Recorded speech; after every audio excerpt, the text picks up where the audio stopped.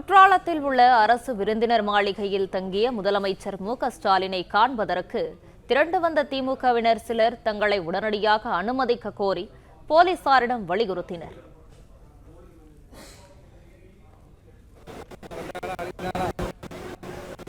தென்காசி மாவட்டத்தில் முதலமைச்சர் மு.க.ஸ்டாலின் அரசுமுறை சுற்றுப்பயணம் மேற்கொண்டுள்ளார். முதலமைச்சரை காண அங்கு திமுகவினர் திரண்டுள்ளனர். குற்றாலத்தில் உள்ள அரசு விருந்தினர் மாளிகையில் தங்கிய முதலமைச்சரை காண திமுகவினர் திரண்டு வந்துள்ளனர்.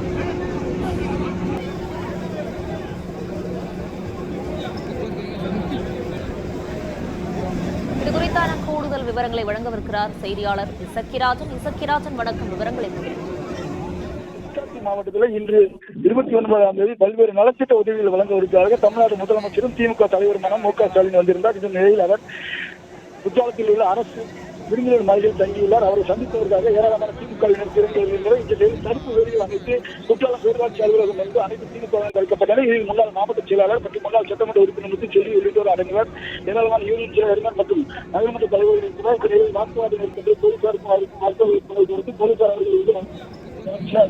உள்ளே இருக்க அதிகாரிகளுக்கு மற்றும் காவல்துறைக்கு தகவல் தெரிவிப்பதை தொடர்ந்து அவர்கள் உள்ளே வர அனுமதி தொடர்ந்து அனைவரும் திறந்து ஓடி வந்தனர்.